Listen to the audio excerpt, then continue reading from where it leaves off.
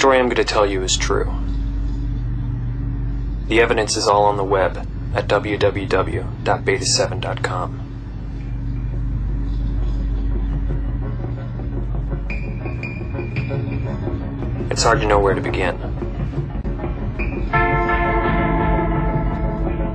I got an invitation to be part of a video game focus group. I just wish I knew then what I know now. Because that invitation ended up making my life a living hell. Sega was testing a football game with a cutting-edge feature called Crash Cam. 14 of us showed up that night. They gave me the name Beta-7. Everything was going fine, and then it happened. I was caught on film, viciously tackling Beta-8. The survey people were scared when I came to. I was escorted out of the building. I would wake up with bruises and black and blue marks all over my arms and legs. I decided to set up my video camera to see if I could catch myself. Then it happened again, a total blackout. I swear I couldn't remember a thing. I started keeping a diary of the blackouts, trying to contact some of the other beta testers from that night. I also wrote to Sega. This was their lame response. Then it got worse. I started tackling random, innocent people. I had to make my story known. And then with the help of my friend Rob, I launched beta7.com, where I posted blogs with videos and photos of my injuries. It also had a discussion board so I could warn others and see if anyone else was living this hell. The second my site went up, the hardcore gaming fans went crazy. My site got a ton of traffic, but a lot of people just thought I was some crazy loser, or worse, a marketing campaign. Fortunately, I had made contact with one of the other beta testers, Beta-13. He lived in San Francisco. Found out he was having blackouts too. And then I got an email from an insider, Beta-X, someone who worked at Sega and knew the company was acting unethically by launching the game. Beta-X sent me a bunch of shredded documents and some beta copies of the game as proof that the game was dangerous. The story that emerged from those documents was horrifying. It became clear that Sega knew months ago that they had a serious problem with Crash Cam. Rather than fix it, they just renamed the feature First-Person Football.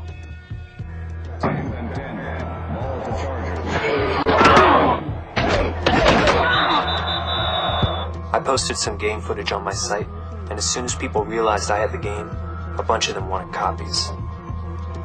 I decided that I would send copies to people who agreed to try to help me figure out what was going on. I narrowed it to 9 kids and sent the discs out. There was no turning back now. Sending stolen copies of the game out would definitely get Sega's attention. We were getting some serious traffic at the site now, and there was a lot of controversy on my blog and at gaming sites all over the web. Then I found something that proved that we at Sega worried. A buddy sent me a copy of an ad that appeared in a local newspaper. Then others online told me that these ads were popping up in papers across the country. I called the number just to make sure it was real. You have reached the Customer Service Department of Visual Concepts.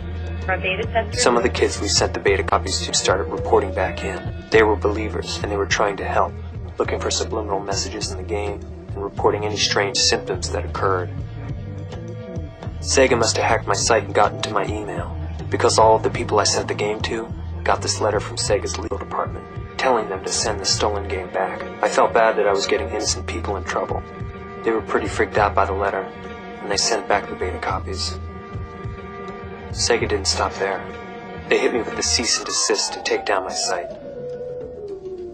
Some of the doubters actually called Sega to see if there was a lawyer named Jennifer Lai working there. Hi, you've reached Jennifer Lai, corporate counsel to ESPN Video Games. I'm away from my desk right now. We're out of the office. The company that hosted my site took one look at that letter and shut me down. I was out of money. The game was launching in like 2 weeks. It seemed pretty hopeless. Then Sega did something so low even I couldn't believe it. They launched a fake fan site called Gamer Chuck. This guy claimed to be a beta tester as well, but it became totally obvious this was just Sega's lame-ass way to spread their own lies and propaganda. In fact, just about the only negative thing Chuck ever had to say was when he was talking smack about me. Chuck also seemed to have a bottomless supply of secret game footage. How did he get all this supposedly secret stuff from inside Sega? Could it be because he was Sega? Maybe it was all the trash talk from Chuck, or maybe it was just because I didn't have anything else to lose, but I decided that I had to fight back. First we hit the phones. Hello? Hi, is this Chris Larson? Who am I speaking with? This is Beta-7, actually. I have no idea who that is. You're kidding, right? I was just trying to get to the bottom of why your game is so dangerous, you know, and why you guys have been lying about this for months and covering it up. Then Beta-13 hit the streets and handed out flyers all over San Francisco. He posed as a high school student writing a paper on video games and interviewed both President Greg Thomas and head developer Jeff Thomas. Well, that's that game with first-person football, right? Yeah. Yeah, it's cool. I heard that was originally called Crash Cam, right? No, I don't know anything about Crash Cam. Yeah, you gotta tell me something. One more question. One more question, man. Just... Is it true it used to be called Crash Cam? First-person football? No, of course not.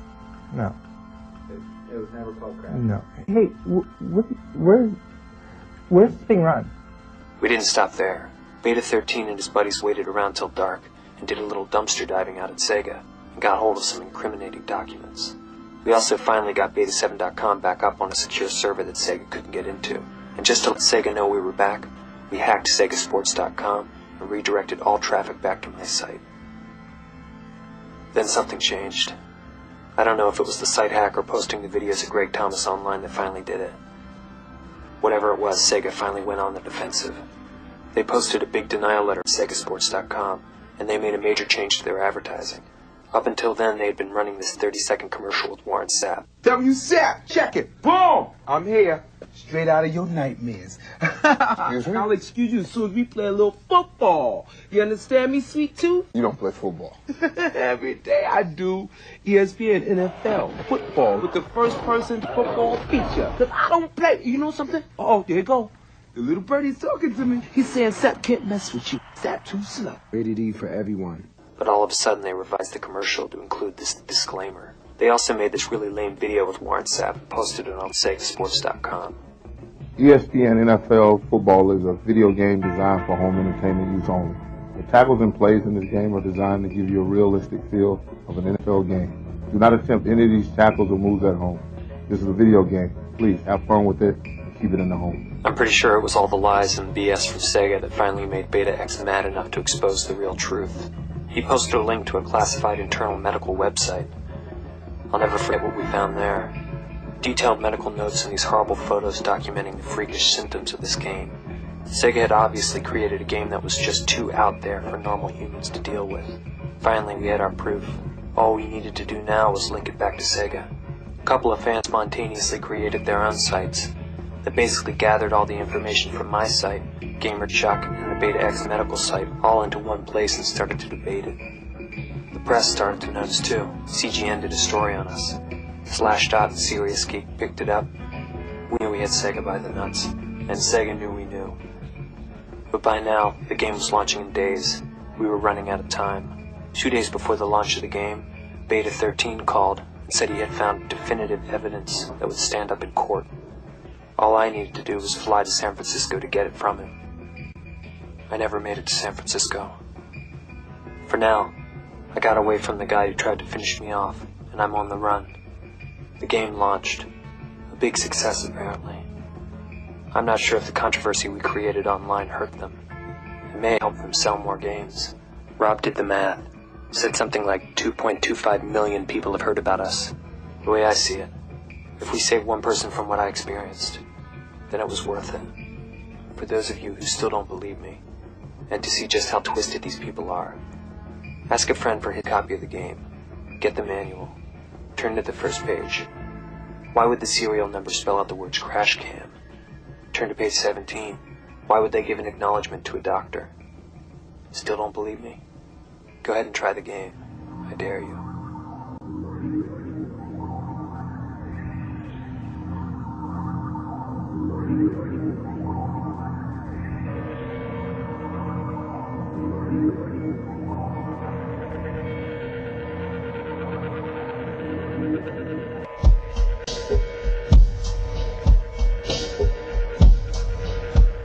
Hello? Hi, is this Chris Larson?